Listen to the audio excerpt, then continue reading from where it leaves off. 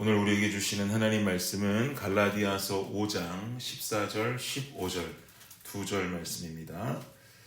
우리 함께 한 목소리로 합독해 볼까요? 시작. 온 율법은 내 이웃 사랑하기를 내 자신같이 하라 하신 한 말씀에서 이루어졌나니 만일 서로 물고 먹으면 피차 멸망할까 조심하라. 아멘. 우리 기독교 신앙을 논할 때 십자가를 빼놓고 우리 기독교 신앙에 대해서 설명할 방도는 없을 것입니다.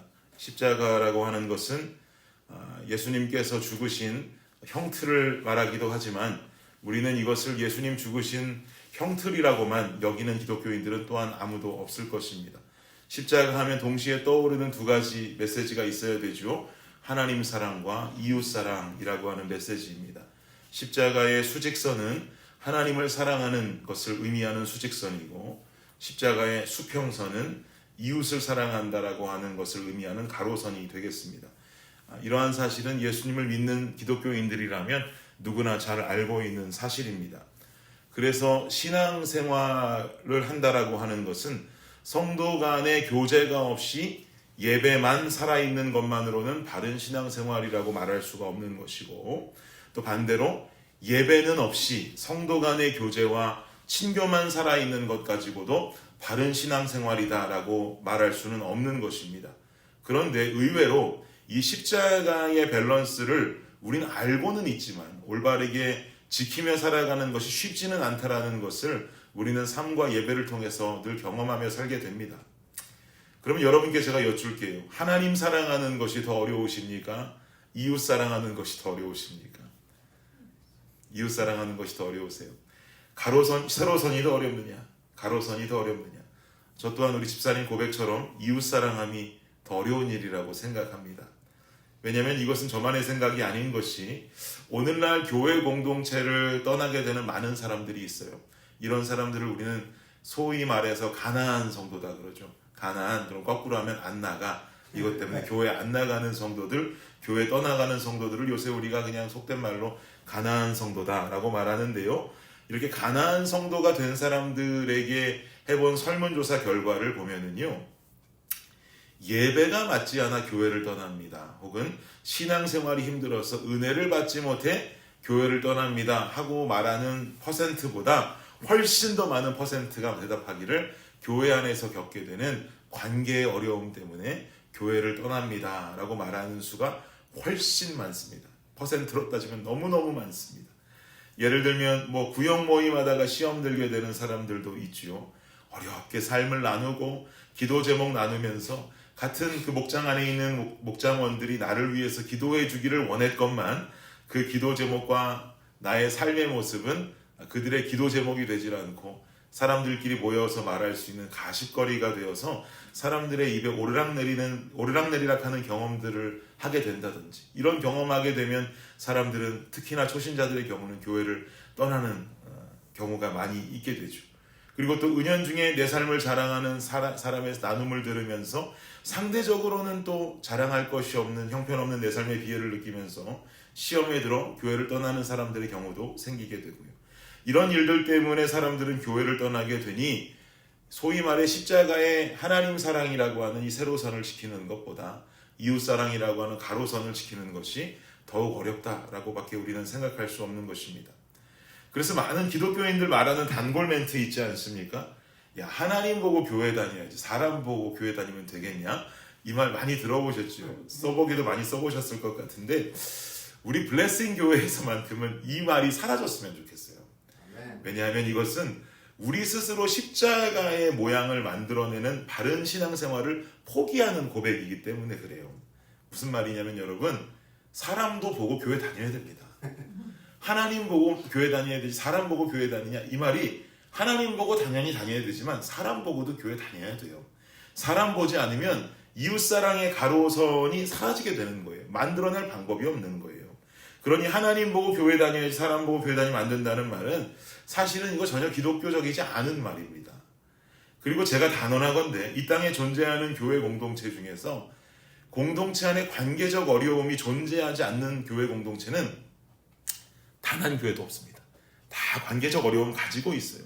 인간들이 모여있는 공동체들이기 때문에 또 대화를 이어가고 나눔이 있는 공동체이기 때문에 어떤 교회든지 관계적 어려움들은 겪게 되어 있고 그 예시 중에 우리 블레싱 교회도 전혀 벗어나지 않는다고 저는 생각하지 않습니다.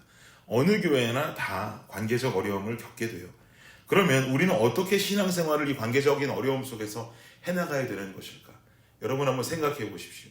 하나님께서는 교회 공동체 안에서 관계적인 어려움이 생겨날 줄을 모르고 이웃사랑해라라고 말씀하셨을까요? 아니에요. 하나님은 더 잘 알고 계세요. 인간의 연약함을 알고 계시고 인간의 부족함을 더 잘 알고 계시기 때문에 부족하고 연약한 인간들이 모인 공동체 안에서 관계의 어려움은 당연히 나타날 것을 알고 계셨어요. 그럼에도 불구하고 예수님 말씀하시기를 내가 너희를 사랑한 것 같이 너희도 서로 사랑하라라고 명하셨잖아요. 그러면 하나님께서 원하시는 이웃사랑은 뭘까? 하나님께서 원하시는 이웃사랑은요, 어려운 실천임을 알고도 명하신 명령이 되는 것이죠. 그러면 주님의 원함은 뭘까요? 관계적인 어려움을 피하고 도망치면서 이 어려움에서 벗어나는 것, 십자가의 가로선이 없이 세로선만 가지고 살아가는 것, 이게 주님 원하시는 모습일까요? 그렇지 않다는 거예요. 하나님께서 우리에게 원하시는 신앙은 공동체 안의 관계 속에서 성숙해지는 신앙인의 모습을 보기 원하십니다. 이 관계적인 어려움을 뛰어넘어서 우리가 신앙으로 이 부분을 극복하고 우리가 성숙해짐으로 말미암아서 하나님께서는 이 어려움을 우리로 하여금 극복하기 원하신다는 거예요. 공동체 안에서 겪는 관계적 어려움이 있으시다면 다른 방법으로 이 어려움을 극복할 수 있는 방법은 없습니다. 어떤 방법도 통하지를 않아요. 우리에게 주어진 방법은 한 가지 방법밖에 없습니다. 어떤 방법이냐면 하나님 앞으로 더 나오는 방법밖에 없어요. 이것밖엔 답이 없습니다. 관계적 어려움의 해결 방안은요, 두 가지뿐이에요. 기도함을 통해서 하나님 역사하심으로 말미암아 나를 어렵게 대하는 그 상대가 은혜 가운데 그 사람이 변화되든지 아니면 상대는 여전히 연약하지만 기도와 말씀 생활을 꾸준히 하면서 주님 앞으로 나가 있는 나 자신이 성숙해져서 그 상황을 이해하든지 두 방법밖에 없어요. 상대가 교회를 떠난다, 내가 교회를 떠난다. 여러분 이건 해결 방법이 아니에요. 나를 힘들게 하는 사람이 교회를 떠났어요. 기도에 응답받았어요. 가끔 이렇게 말씀하시는 성도님들도 계시는데 이거 기도 응답 아닙니다. 이건 해결이 아니에요. 결국 어디선가 만날 사람으로 여전히 존재하는데 이걸 어떻게 해결이라고 말할 수가 있겠어요. 내가 교회를 떠난다 할지라도 해결이 안 돼요. 왜냐하면 관계적 어려움이 없는 교회는 없다니까요. 내가 떠나서 다른 교회를 가도 그 교회 가면 또 겪게 될 문제들이에요. 그러니 이것을 가지고 해결되었다, 기도에 응답받았다 라고 말할 수 없는 거죠. 상대가 성숙해지든지 아니면 내가 성숙해야 해결되는 방안인데 사실 우리는 상대가 성숙해지는 전자를 원하지만 결국 더 좋은 방법은 생각하면 생각할수록 후자의 방법 같아요. 내가 성숙해지는 것. 왜냐하면 공동체 안에 겪게 되는 관계의 어려움은요, 한 번만으로 끝나지 않거든요. 그 교회 안에서 이 한 산을 넘었더니 또 산이 나오더라 라고 말할 수 있는 정도로 관계의 어려움들은 이 산을 넘어도 또 언제 찾아올지 모르는 인간관에 자주 나타나는 문제들이에요. 그러면 또다시 문제를 만나게 됐을 때 내가 넘어지지 않을 방법은 첫 번째로 먼저 만났던 산에서 상대가 성숙해지고 끝나는 이 방안보다는 내가 성숙해짐으로 말미암아 이 관계를 어떻게 회복할지를 우리가 해결해 나갈 수 있는 방법을 찾아내는 것. 이러므로 말미암아 두 번째, 세 번째 산이 나와도 우리는 이 문제에서 더 자유로워질 수 있고 해결할 수 있는 성숙함이 생겨나게 되더란 말이죠. 그러니까 후자의 경우가 더 은혜로운 방법이다라는 생각이 들게 됩니다. 사랑하는 여러분, 이웃을 사랑할 수 없는 관계적인 어려움 속에 더 하나님으로 나올 수 있는 성숙한 그리스도인들이 되시기를 축복합니다. 네. 앞으로 나오는 신용만 하면 안 되고요. 이런 일이 벌어진다면요, 기도 작정해야 돼요. 이런 일이 벌어진다면 말씀의 시간도 작정해야 돼요. 우리 삶에 있어서 간혹 나타나게 되는 삶에 해결해야 되는 어려운 문제들 가지고 우리 기도 작정하잖아요. 말씀 생활 작정하잖아요. 이렇듯이 관계적 어려움은 그것보다 더 풀기 어려운 힘듦이에요. 그러니 우리는 이걸 가지고 어떻게 하다 보면 나아지겠지, 어떻게 하다 보면 저 사람 좋아지겠지 하고 그냥 우리가 형식적으로 생각만 하고 지나가는 것이 아니라 이런 어려움 속에서는 기도를 작정하고 말씀의 시간을 작정하는 영적인 열심이 필요하다라는 것입니다. 그 속에 나타난 하나님의 은혜로 말미암아 그 관계적 어려움을 넘어서야만이 비로소 하나님 원하시는 이웃사랑의 길목으로 들어설 수 있는 거예요. 이것이 하나님께서 원하시는 이웃사랑의 모습입니다. 요한일서 4장 20절을 보면 이런 말씀이 나오는데요. 저 이 말씀 참 좋아해요. 누구든지 하나님을 사랑하노라 하고 그 형제를 미워하면 이는 거짓말하는 자니 보는 바 그 형제를 사랑하지 아니하는 자는 보지 못하는 바 하나님을 사랑할 수 없느니라. 아멘이십니까 여러분? 하나님 사랑하노라 하고 형제 미워하면 거짓말하는 거래요. 형제를 사랑하지 아니하는 자는 보지 못하는 하나님 사랑할 자격이 없는 사람이라고 말씀하고 계세요. 결국 우리가 어려움 중에도 이웃사랑을 이루어야 하는 이유가 여기 있는 것입니다. 거짓말쟁이 한 사람도 없는 블레싱 교회가 되기를 축복합니다.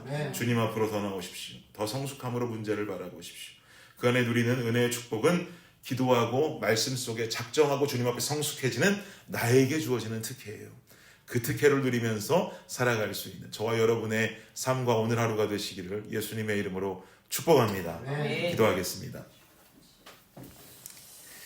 주님 감사합니다. 우리는 살다 보면 때로는 관계적인 어려움들을 겪게 됩니다.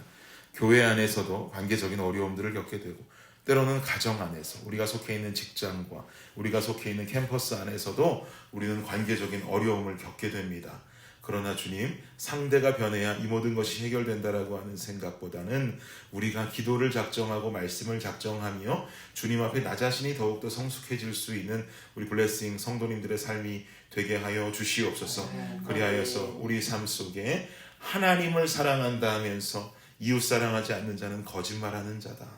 이웃을 사랑하지 못하는 자, 하나님 사랑할 수 없다라고 하는 요한의 가르침이 우리 삶 속에 잘 자리 잡아서 우리가 이웃 사랑함으로 하나님 사랑을 증명해 보일 수 있는 우리 블레싱 교회 모든 성도들과 제가 되게 하여 주시옵소서. 감사합니다. 이 모든 말씀 예수님의 이름으로 기도드립니다. 아멘.